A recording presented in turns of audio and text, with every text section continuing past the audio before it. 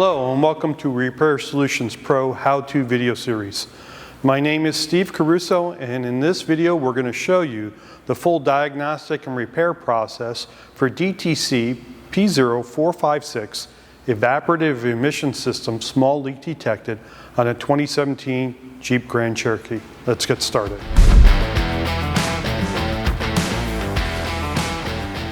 Before jumping into diagnostics, always start with a full inspection of the vehicle. Document the symptoms and background information. This includes when did the problem first start? What did the driver notice? Were there any previous repairs? What was the driving conditions when the problem occurred? Were there any warning lights, smells, or strange noises when the problem also occurred? This information will help you prepare your diagnostic strategy and possibly reduce your repair time. Once you gather the information, go ahead and start your initial inspection by performing a visual inspection of the entire evaporative emission system before further detailed diagnostics. Check for torn intake boots, broken or missing vacuum tees, cracked, broken, or disconnected wiring harnesses. Check the gas cap, if applicable, damaged filler neck, evaporative hoses, electrical connectors, eSIM assembly, purge valve, canister, and all the seals and gaskets for cracks, looseness, damage, or deteriorations. Ensure the hoses and fittings are properly connected without kinks, obstructions, debris contamination. If any obvious damage or leaks are found, repair them before continuing the diagnostic steps in this procedure. For additional information, consult the service manual or relevant TSBs.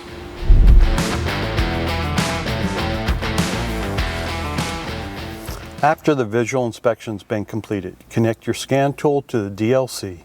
Turn the key to the on position, engine off. Use the tool to retrieve diagnostic trouble codes and freeze frame data. In this case, we're dealing with the P0456 evaporative emission system small leak detected. That means the PCM has detected a small leak in the EVAP system. Look at the freeze frame data to understand the engine conditions when the code was stored, such as fuel tank pressure sensor value and eSIM switch status.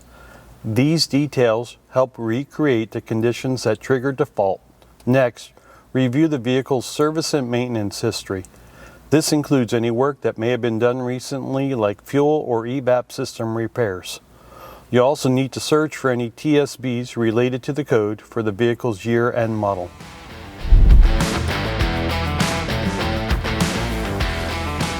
Next, to diagnose the issue, we'll need some equipment such as a handheld vacuum pump and a scan tool. Then we're going to do some necessary setup. We're going to remove the engine cover, then disconnect the purge valve outlet tube. Use the handheld vacuum pump and connect it to the evaporative hose. Turn the key on, engine off. Using your scan tool, jump into the OEM data. Choose PCM system. Open the live data and select the PIDs for eSIM switch and the fuel tank pressure sensor. Now observe the fuel tank pressure sensor to check the FTP sensor stability. This step verifies the sensor outputs the correct zero reading when no pressure or force is applied. This is called a zero reference check. The value should be close to 0 inches of water or 0 PA, with plus or minus 0.20 inches of water or plus or minus 50 PA being acceptable. If the value is stable, move to the next step. If the value fluctuates more than 0.830 inches of water or over 200 PA within 1 minute, the system is unstable for testing. Wait to allow the fuel expansion and the positive or negative pressure to stabilize and then recheck and continue.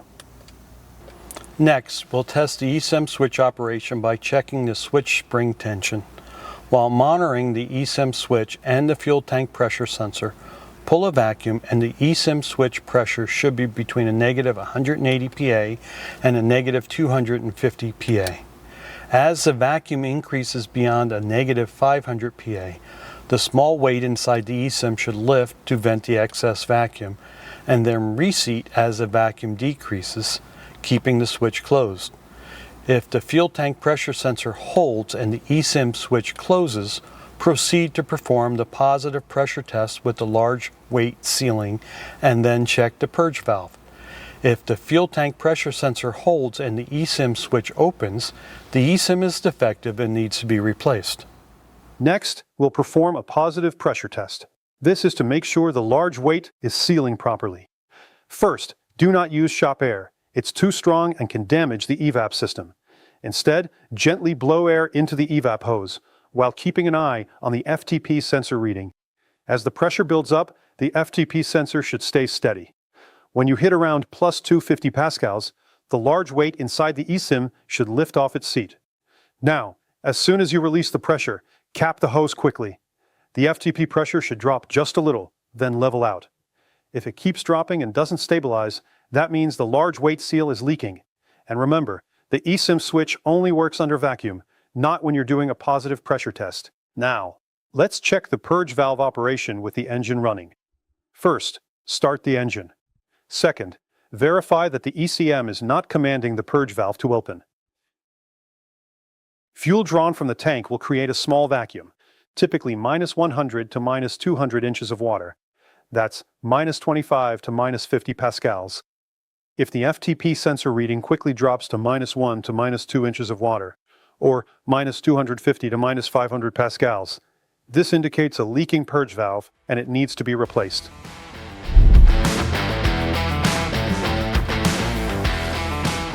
Now that we've confirmed the EVAP purge valve is faulty, we're going to replace it. Follow this procedure step by step for both removal and installation. Always wear safety goggles and gloves to protect your hands and eyes from sharp edges and rust. The EVAP purge valve is located in the engine compartment, mounted on the right side of the intake manifold. Now, let's go ahead and remove it. 1. Disconnect the wire harness connector from the purge control valve. 2. Disconnect the vapor purge line from the purge control valve. 3. Disconnect the purge control valve vacuum hose from the throttle body and remove the purge control valve from the mounting bracket.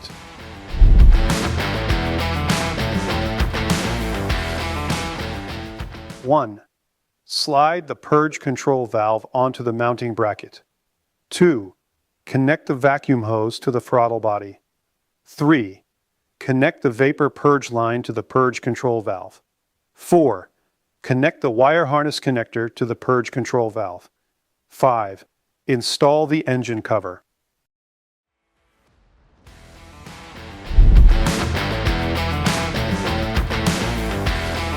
Once the EVAP purge valve has been replaced, it's time to confirm that the evaporative system has no leaks and the EVAP purge valve fixed the concern. Follow these steps.